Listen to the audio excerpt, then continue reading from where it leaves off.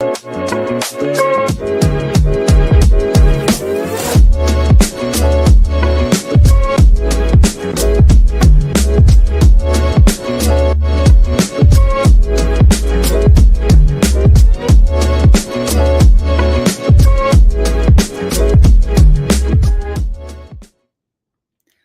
good afternoon, everyone in LEC land. This is Dr. Ana Valdez with the Latinx Education Collaborative. And I am excited to be streaming live from Washington, D.C. And today we have a very exciting guest. It's almost as if I were Oprah and somebody at the office is my Gayle King, because we're going to talk about our new book and author for our fall book club. And I'm super, super excited. I got a chance to speak with the author, and she has a new book, and we're going to talk a little bit about that. And then we're going to talk about things that are happening in her world, and also what's coming up next for us at LEC. So first, just want to check in. Everybody's back at school. Everybody's doing fantastic, I hope. Some of you have been in school for 3 weeks. Some of you have been in just for a week or two. And so everybody's getting to back into the swing of things. So super excited. As always, we're here to support you as teachers and educators, and really, really hope that this school year is going to be an awesome one. So without further ado, I want to bring on to the LEC stream Miss Gabby Belt from California. Hi, Gabby. How are you? I'm doing well. How are you? I'm good. Thank you again for joining us. Thank you for your generous offer of time, and super excited about you being selected, your book, and you being selected for our fall book club. Of course, it's my pleasure. I'm one of those educators now who has 3 weeks in, so kind of exhausted already, but not. It's a weird feeling, right? Yes, because you're excited. And so some of that kind of lends itself to exhausting yourself out at the end of the day. Your kids are excited to be back as well. Yeah. And so all of that. And then you're just out of the routine of that, putting out that energy on stage, so to speak, as you would in your classroom. The second day of school, I could not talk after 3:00. Like, my voice was done, and it hurt. And I was like, oh, I talked a lot today. How do I do this? It's so funny how quickly you can forget through the summer how exhausted you can be during the school year. Yes, absolutely. So talk to us about your book that we are going to be using for our book club this fall. Of course. So that book is called I Am, Yo Soy, and it is a duolingual book. It's a celebration of being bicultural and bilingual. It started with an idea. Well, the idea started with my own experiences growing up, right? I grew up Costa Rican American. So my parents immigrated to LA in the 70s. And so growing up, I always thought I was Costa Rican, and I would go visit my family there, but I wasn't Costa Rican. I was American. But here I was an American because I was Costa Rican. So it was just kind of like, where do I fit in? Which one am I? And then having my own kids and having them kind of experience those same kinds of things. Like, where do I fit in? Which one? Can I do this? Can I do that? Kind of this idea started of having this. It's really interesting because it's not one character. It's all kinds of kids in the book. And it just goes through like the dualities of which we live in, right? Like, I am Halloween, but at the same time, soy Dia de Muertos. And so it just kind of goes back and forth between these experiences. Yeah. I was just reading a few pages of it, and it's not a long book. Tell us about the target audience of this book. So the target audience is about 4 to 8. And for every, it's really neat because it starts off with the I am part in English on one side of the book. And then on the other spread, it's counterpart in Spanish with the yo soy, but then that's also translated into English directly on the page. Mhm. And so it's a real short read. It's very lyrical, it's very poetic, it's very short, and the illustrations just jump right out at you. So it's visually pleasing to listen to, but it's also visually appealing to look at. Yes, I saw that, and definitely the illustrations are just beautiful, and, I loved how the faces just they captured so much what Mhm. you were trying to express in the words, and so whoever your illustrator was, they did a fantastic job with it. Mirelle Ortega is her name, and she's an LA-based illustrator, and she captured my only note was that it just was a variety of Latin children. That Okay. was all the only note that I had, and so she made sure to include rep from Argentina, Costa Rica, Mexico. You see different skin tones, different variety in hair and texture, and I just think she just knocked it out of the park with that because I'm sure every child who looks at this book will be able to point to someone and say, "That's me." Yeah.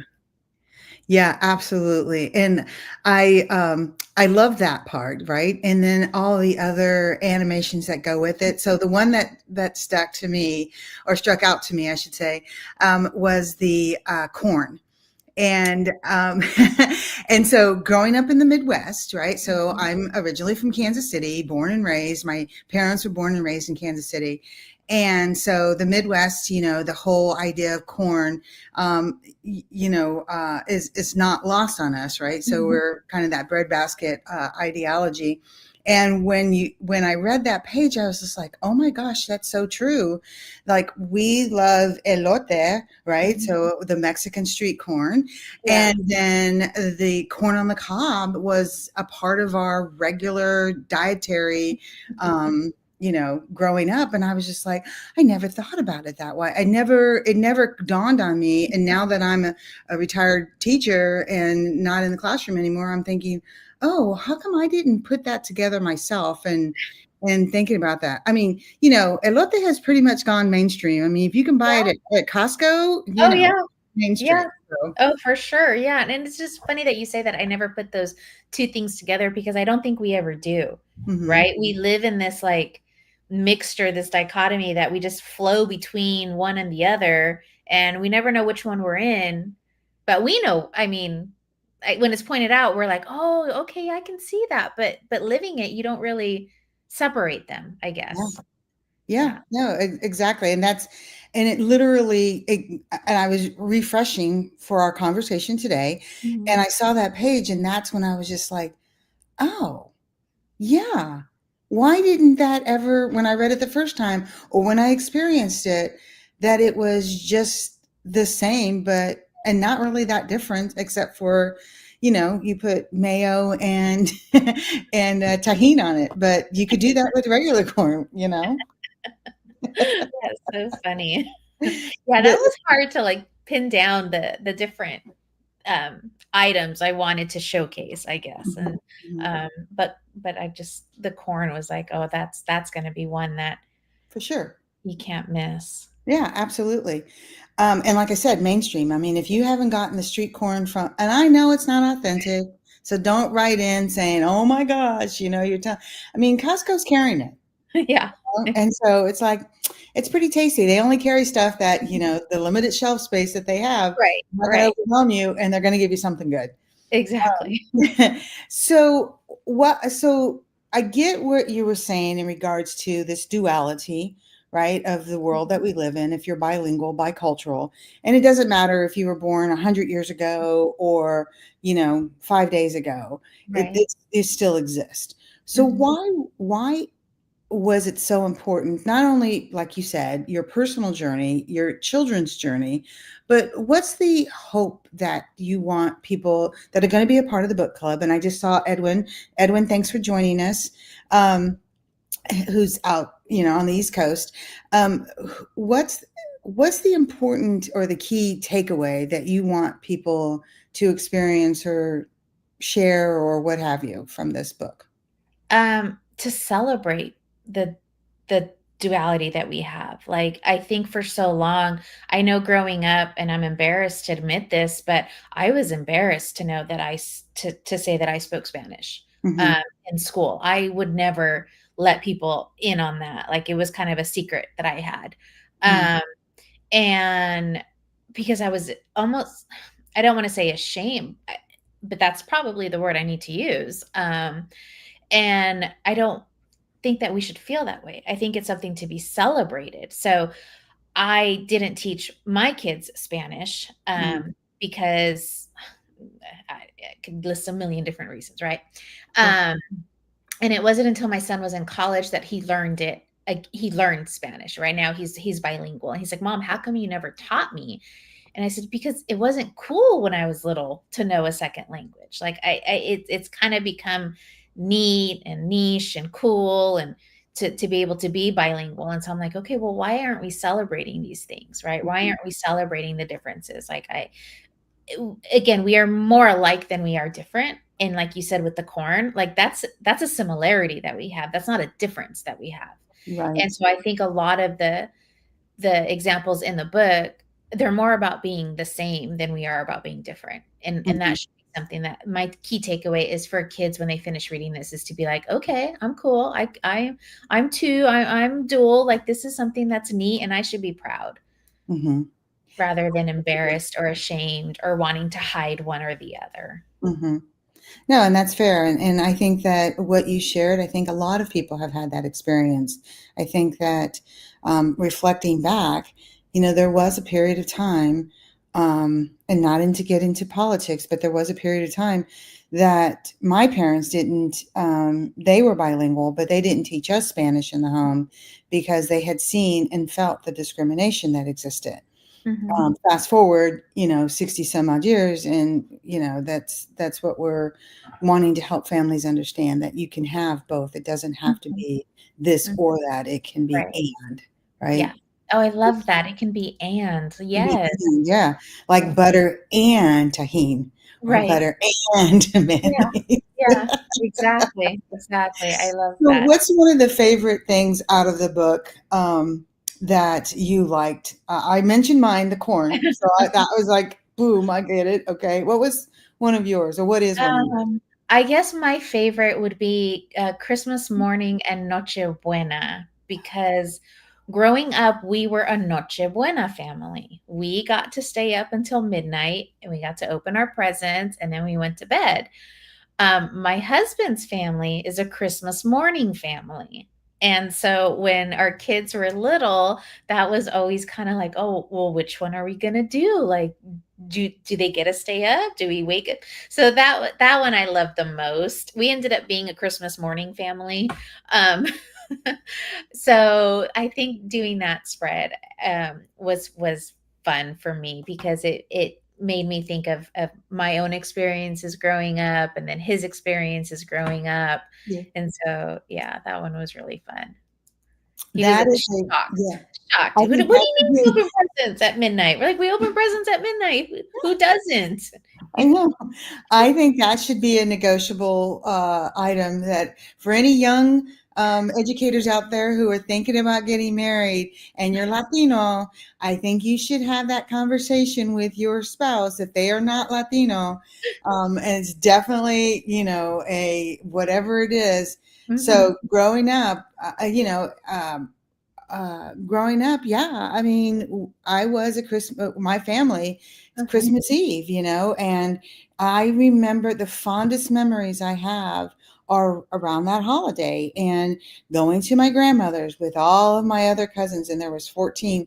I know that's not a lot for a lot of Latinos, but there were 14 of us, and we all took our naps as our moms and tias were making the tamales in the kitchen, and the dads were whatever getting ready to go to mass. We all went to mass together, walking down, the block and going to church, and then afterwards going back and having your tamales and your chocolate and opening presents, and then you went home, at Yeah. 2 o'clock, and that was the only time. I don't think we even stayed up late on New Year's. I think it Mhm. was that's Yeah. the only time of the year that we could stay up that late. And I can just thinking back about it, I just feel that right here. And both of my parents are gone, my grandparents are gone, and those memories are just all that I have from that period of time. And so I love that. So when I got married, I just told my husband, he's not Hispanic, but it was just like my family celebrates on Christmas Eve. And, we'll have to figure out celebration with your side of the family because I know we've got Christmas Eve. And we Right. do Christmas afternoon, Okay. depending on the weather, because we live in an area Yeah. that it snows. So we might have to postpone it a couple of days. But Right. that's a very How interesting. special. Those are so special. I know, right? And just how you make the memories and just embrace them. Right. Yeah. Exactly. Yeah. So you've got Christmas, you've got your corn. Tell us a couple of more things that are in the book that we can Um, talk well, about. there's Halloween and Dia de Muertos. Yes. And that was actually the first line that came to mind when I sat down to write this story. It was the very first two sentences that I came up with. And so it's probably my most favorite spread on the page visually. And that one was really neat because in doing the research for my next book that has come out, which is a Dia de Muertos book, it's just they're not the same, right? For those two things, those holidays are very different, even though common people, we think it's the same thing, right? We think it's Dia de Muertos is Mexican Halloween, which is not, right? And so that one was really fun to do as well, like the differences in the costumes, and then putting the altar together, which is something that is so special and so unique. And we have one in our house that actually stays up all year round. And it started at a long time ago. My little one, she wanted a cocoa birthday party. And so I was like, oh, let's make an ofrenda for her birthday party. And so we put our loved ones in the pictures. And I was like, well, why are we putting this away? Let's just keep it out. And so it just kind of is our year-long ofrenda that we have with our family members' photos in there. And so that's really special to me too, was seeing that kind of portrayed on the page, be able to share that. Yeah.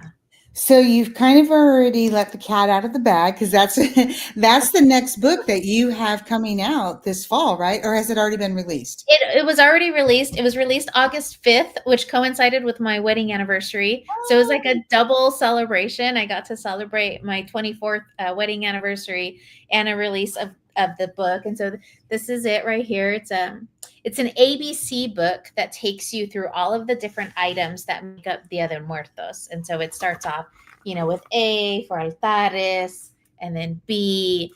But what's really neat about this is that the editor wanted to give equal importance to both languages. And so we have an A through Z alphabet in English, Okay. translated into Spanish. And then we have an A through Z alphabet in Spanish, translated into English. Excellent. It's a lot of information.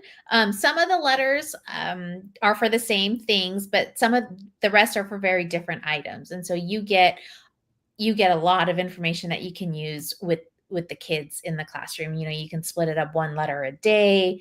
You can just focus on the different items. And so it's really neat that that's something that he decided to do, right? Normally we just get the translated A through Z in English with its Spanish counterpart. But like I said, he gives both languages, both alphabets, equal importance. Oh, excellent. I love that. I love that holistic approach. Mm-hmm. Really what you're trying to do. Now, the target audience for this new book, the Dia de That los Muertos.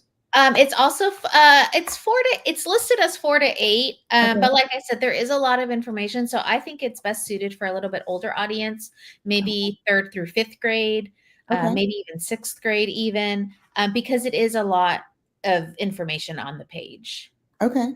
Yeah. Okay, so elementary school teachers, you've got two great books that you can add to your school or your classroom library or your school library. One of the things that before we move away from your story, you have on your website, and I'm going to ask Yvonne, who's backstage on this StreamYard, to put up your website, scroll through your website, because Gabby has not only given us this great book to use in our classroom, she has also created, and I'm assuming you created these, Gabby, or pulled them together, um, to make the lesson tools available to correspond with the book. Right. Well, I had wonderful people create those for me. Okay. They're amazing resources. So the I Am Yo Soy has a variety of different resources you can use from kindergarten through fifth grade. Okay. There's my favorite one is there's banners that the kids can draw and cut out, and Yeah. it has like their food, what language they speak in their home, what their favorite holiday is, and then you can cut them out and make like a big classroom banner. Oh, okay. That's one of them. And then there's coloring pages, there's bookmark pages, there's word searches, there's all kinds of different levels and subjects that can be used, and they're all available for free on my website. You know, I know the importance of having those as an educator myself. And $3 here and $3 there adds up after a while, right? On Teachers Pay Teachers. But Yes. that's why they're all listed on my website for free. And tell us, I don't know what happened to the scroll down at the bottom, but tell us your website again. It's Gabriela Belt, so GabrelaBelt.com. Okay. So GabrielaBelt.com. Yes. So I know that we have a couple of educators on the stream with us. And so if you guys are watching this, go and check out the website. And if you're watching this later, it's still available. Yeah. If you watch this after we've finished the live stream, GabrielaBelt.com, and she's got resources. Do you already have resources for the new book as well? The ABC resources are coming, Okay. but I do have resources for my other book, which is Only for a Little While and Por un ratito. So they're available as well on the website for free. Okay. Excellent. Excellent. So, so go and check those out. Just the one that I saw, I was like, oh my, and I don't teach elementary school. However, that's not to say that you could not adapt what you're Right. utilizing and just use the appropriate language for your students. If you're teaching Spanish and you're in middle school and this is the first time they've taken Spanish, then this Oh, might be something that you can adapt to a middle school student, for a middle school student right. that is taking, that's beginning their Spanish language study. Okay. Yes. So, something like that is definitely just, it gives you a guideline or a foundation to start from, and then you can progress into whatever you need to create for the lesson plan. Right. And what's really neat about the banners is I've seen them being used in an EL classroom. And so they had students whose, other language isn't necessarily Spanish and they're not Hispanic. They were from a variety of different countries, and they were still able to use the banners and the book as a conversation starter. As, okay, well, maybe, those aren't my customs, but these are my customs. And let me tell you a little bit about them. And Right. so that was also really neat to see that done. Okay, cool. That I love that. And I was pleasantly surprised, and so I wanted to make sure that we talked about that during our conversation today, because usually you don't see that. Usually you just see a book and then a little bit of background about the author. But I was like, Mhm. wow, she's added this Mhm. additional touch. So thank you as an Oh, educator. as an educator, I know those are so important. Like I love going to conferences. I love learning about new things, but please just give me the handout that I can use on Monday when I get back. Like I don't want to have to create something Yeah, fresh, even though that's still fun to do. sure. But give me something that I can just photocopy and hit the ground running. Absolutely. Oh, and I just noticed behind you are your covers. Oh yeah. The book covers. Um, something that you focus. I was focusing on you, and then I just like, oh, those are the book covers behind her. Sorry, folks. I'm a little slow today. What can I say? Okay, so for those of you on the call, for those of you who will watch this video later, book club. It is going to be I Am Yo Soy, and that kicks off October 25th. 25th. Okay, so October 25th. In about 2 months from now, it's a Saturday. And then it's going to be virtual. You can join online. The book is really lovely illustrated. And then who did the illustration for the Dia de los Muertos? Same illustrator? Esteli, yeah, her name is Esteli Mesa, Okay. and so they're as equal. I mean, they're really neat Yeah, too to look I love at. that. So you I could love see, that. like, it goes through the whole alphabet, and so Yeah. it's really neat. They're really Okay. pretty, Okay. very very pretty. Oh, there you go. And I see the scroll now. So, and Martine Clark joined us from San Diego, and I already talked about Edwin from Baltimore, Maryland. So, he's excited about the book club. So Oh, great. yay! Um, and both of them are educators, one in California, San Diego, and the other one in Baltimore. So you got coast to coast today, Gabby. Well, there we go. Okay, so we are close to the end of our time because I could talk. If you've watched any of my videos interviewing people, I'm just like nonstop talker. But before we go, October 25th, virtual book club. You can sign up on leckc.org/events. Okay, so leckc.org/events. And you can find all of our, thank you. You can find all of our events that are coming up. So I want to talk about a couple of events and then we can end the call. We have a unique first time this year. It's a First Friday. And so in Kansas City, First Fridays is a big art gathering, usually in the art district.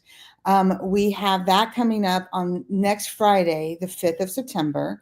And we're having our group. We've called it Among Doctores. So anyone in the KC metro area, you don't have to be in KCPS, Kansas City Public Schools, or KCKPS, but you can be a charter school, you can be a private school. We are inviting everyone to come out to a back to school First Friday happy hour celebration. So that is September the 5th. And then we have our pinning ceremony for our futuro educators, so our new teachers.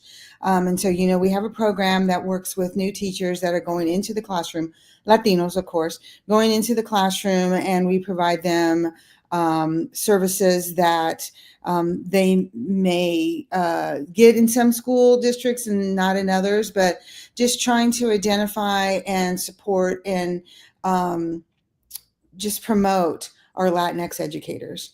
And that their pinning ceremony, very similar if you've ever met anybody that has been a nurse and they get a pinning ceremony for nurses. We thought this would be a cool idea to really recognize first year, second year, third year, teachers, young teachers into the classroom. And then we have our familias empoderadas. And I apologize that my Spanish isn't, I have a very American accent to my Spanish, but that's coming up. And that is coming up September the 20th. And that is a virtual conference for our families. And so trying to give them information about how they can be engaged and involved with the education of their children. And then the week before we do our book club, we have our big teacher conference. This year we're doing it virtually. So Evolucion is a virtual conference this year, and it is October 18th. And so if you haven't seen that or participated in that in the past, we ask you to come out and join us for that. So we got a lot of information. So and I see Gabby's website is going across, Gabby. So all that information about your books and all the classroom tools you have available. Your new book, is that up already available? Okay, so fantastic. So you got 3 books to buy. All Gabby's books. Buy them fast. They're hot off the press. One of them is. And Well, so, technically 4, because oh, this one is translated into Spanish as well. So, I okay. mean, And if which you want to one's be that? technical. Which Yeah, one's only that? for a little while is translated into Por un ratito. Okay, okay. Yeah. So 4 books. Buy them all. Buy them all. So she can write a 5th one. But so go to leckc.org/events and you'll see all those events I talked about really fast. Go to Gabrielle Belt. Gabriela. Yeah. Gabriela, sorry. GabrielaBelt.com to find out more about her books.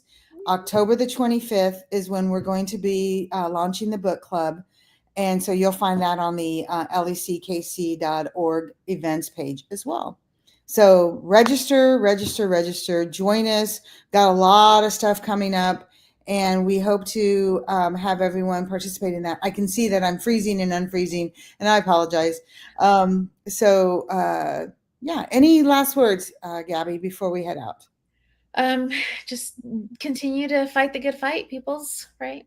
Show up for Yes. those kids, because that's who needs us the most. Amen, sister. Amen. And on that note, here's some cheers to some water. Cheers, because it's hot. We were talking about that early on. So, cheers, stay hydrated, get some rest, teachers, and enjoy and have a happy, wonderful school year. And Yeah. we'll see you all soon. Thank you all very much. Gabby, thank you so Of much for all course. of it that you're Thank doing. you. Yeah, take care. Bye, Bye. everyone.